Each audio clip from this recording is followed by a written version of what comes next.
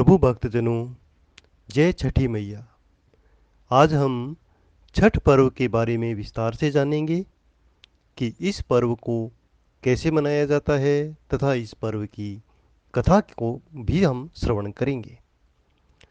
छठ पर्व या छठ पूजा 4 दिवसीय उत्सव है। इसकी शुरुआत कार्तिक शुक्ल चतुर्थी को तथा इसकी समाप्ति कार्तिक शुक्ल सप्तमी को होती है। इस दौरान व्रतधारी लगातार 36 घंटे का व्रत रखते हैं और इस दौरान वे पानी भी ग्रहण नहीं करते। इसमें पहला दिन नहाए खाए का होता है। छठ पर्व के पहले दिन को ही हम नहाए खाए के नाम से जानते हैं। इसकी शुरुआत चैत्र या कार्तिक महीने के चतुर्थी अर्थात कार्तिक शुक्ल चतुर्थी से होती है। सबसे पहले घर की सफाई कर उसे पवित्र किया जाता है। उसके बाद व्रती अपने नज़दीक स्थित गंगा नदी या सहायक नदी या किसी तालाब में जाकर स्नान करते हैं। व्रती इस दिन नाखून वगैरह को अच्छी तरह काटकर साफ स्वच्छ जल से बालों को धोते हुए स्नान करते हैं और लौटते समय अपने साथ गंगा जल लेकर आते हैं। इसका उपयोग वे खाना बनाने में करते हैं। वे अपने घर के आसपास को साफ सुथरा करते हैं। व्रती इस दिन एक ही बार खाना खाते हैं। खाने में व्रती कद्दू की सब्जी, मूंग, चना दाल या चावल का उपयोग करते हैं। तली हुई पूरियां, परांठे, सब्जियां आदि वर्जित है। यह खाना कांसे या मिट्टी के बर्तन में पकाया जाता है। खाना पकाने के लिए आम की लकड़ी या मिट्टी के चूल्हे का इस्तेमाल किया जाता है। जब खाना बन जाता है तो सर्वप्रथम व्रती खाना खाते हैं, उसके बाद ही परिवार के अन्य सदस्य खाना खाते हैं। दूसरा दिन खरना या लोहंडा होता है। इसमें पंचमी को मनाया जाता है। इस दिन व्रती पूरे दिन उपवास रखते हैं। इस दिन व्रती अन्न तो दूर, सूर्यास्त से पहले पानी की एक बूंद भी ग्रहण नहीं करते। शाम को चावल, गुड़, गन्ने के रस का प्रयोग करके खीर बनाई जाती है। खाना बनाने में नमक और चीनी का प्रयोग नहीं किया जाता। इन्हीं दो चीज़ों से पुनः सूर्यदेव को नैवेद्य देकर घर में एकांत करते हैं, अर्थात एकांत में रहकर उस प्रसाद को ग्रहण करते हैं। परिवार के सभी सदस्य उस समय घर से बाहर चले जाते हैं ताकि शोर ना हो। एकांत में खाते समय व्रती हेतु किसी भी तरह की आवाज़ सुनना पर्व के नियमों के विरुद्ध है। व्रती खाना खाकर उसके बाद परिवार के सभी जनों, मित्रों, रिश्तेदारों को खीर रोटी का प्रसाद खिलाते हैं। इस संपूर्ण प्रक्रिया को ही खरना कहा जाता है। चावल का पिट्ठा या घी लगी हुई रोटी भी प्रसाद स्वरूप वितरित की जाती है। इसके बाद अगले 36 घंटों के लिए व्रती निर्जला व्रत रखते हैं। मध्य रात्रि को छठी व्रत की पूजा के लिए विशेष प्रसाद ठेकुआ बनाया जाता है। छठ पर्व का तीसरा दिन संध्या अर्घ्य के नाम से जाना जाता है। इस दिन अस्ताचलगामी सूर्य को अर्घ्य दिया जाता है। पूरे दिन सब लोग मिलकर पूजा की तैयारियां करते हैं। छठ पूजा के लिए विशेष प्रसाद जैसे ठेकुआ, चावल के लड्डू आदि बनाए जाते हैं। छठ पूजा के लिए बांस की बनी हुई टोकरी में, जिसे दाउरा कहा जाता है, पूजा का प्रसाद और फल डालकर सब रख दिया जाता है। फिर पूजा अर्चना के बाद शाम को एक सूप में नारियल, 5 प्रकार के फल, पूजा का अन्य सामान लेकर जो घर का व्रती है या पुरुष है वो अपने हाथों से उठाकर छठ के घाट पर लेकर जाता है। इसे सिर के ऊपर रखते हैं ताकि ये अपवित्र न हो। छठ घाट की तरफ जाते हुए सभी लोग या महिलाएं विशेषकर छठ माता के गीत गाते हुए चलती हैं। नदी या तालाब के किनारे जाकर घर के सदस्य चबूतरे पर बैठते हैं।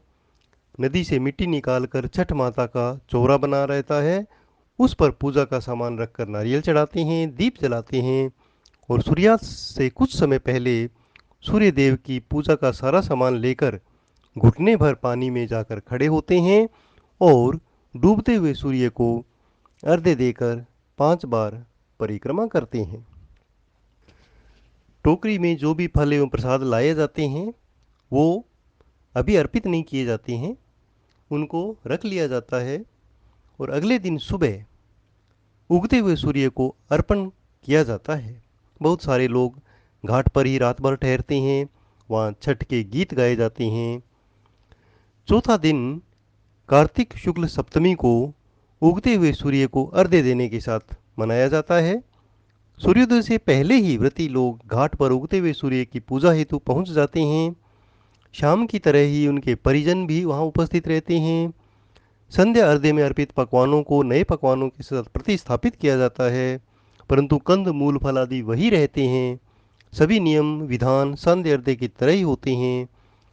व्रती लोग पूर्व की ओर मुँह करके पानी में खड़े होते हैं, सूर्य उपासना करते हैं, पूजा अर्चना और जो घाट का पूजन आदि वहाँ पर किया जाता है। उसके बाद सभी लोग प्रसाद वितरण करके व्रती के घर आते हैं। घर पर भी परिवार आदि के सभी सदस्यों को प्रसाद वितरण किया जाता है। आइए अब सुनते हैं छठ पूजा या छठ व्रत की या छठ माता की कथा। पौराणिक मान्यताओं के अनुसार छठी मैया को सूर्य देव की बहन और ब्रह्मदेव की मानस पुत्री माना जाता है। इनका नाम षष्ठी मैया है। इन्हें आम बोलचाल की भाषा में छठी मैया कहते हैं। छठ पूजा में सूर्य देव के साथ इन देवी की पूजा होती है।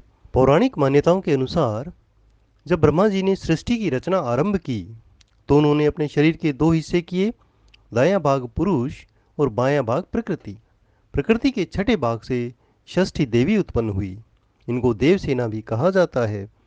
जो व्यक्ति षष्ठी देवी की पूजा करते हैं उनके मन की मुराद अवश्य पूरी होती है। एक समय की बात है, राजा प्रियवंद नाम के एक राजा होते थे। उनकी पत्नी का नाम मालिनी था।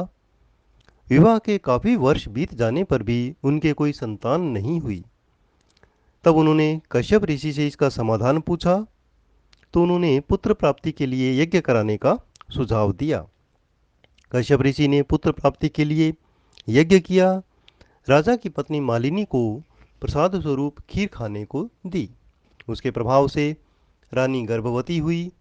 राजा प्रियवंत बड़े खुश हुए। कुछ समय बाद रानी ने एक पुत्र को जन्म दिया, लेकिन वह मृत पैदा हुआ। यह खबर सुनकर राजा बहुत दुखी हुए।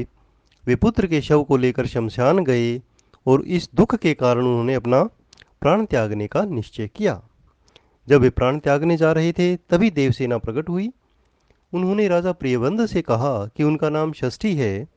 हे राजन, तुम मेरी पूजा करो और दूसरे लोगों से मेरी पूजा करने को कहो। लोगों को इसके लिए प्रेरित करो। देवी देवसेना की आज्ञानुसार राजा प्रियव्रत कार्तिक माह के शुक्ल पक्ष की षष्ठी तिथि को छठ पूजा की। उन्होंने यह पूजा पुत्र प्राप्ति की कामना से की थी। छठी मैया के शुभ आशीर्वाद से राजा प्रियवंद को पुत्र की प्राप्ति हुई। तब से हर साल कार्तिक शुक्ल षष्ठी को छठ पूजा की जाने लगी। जो व्यक्ति जिस मनोकामना के साथ छठ पूजा का व्रत रखता है उसे विधि विधान से पूरा करता है, छठी मैया के आशीष से उसकी मनोकामना अवश्य पूर्ण होती है। सभी लोग पुत्र प्राप्ति और संतान सुख के जीवन के लिए, सुखी के जीवन के लिए यह व्रत रखते हैं। हे छठ मैया, सबको सुख संपत्ति और पुत्र प्राप्ति का वरदान दें। जय छठी मैया।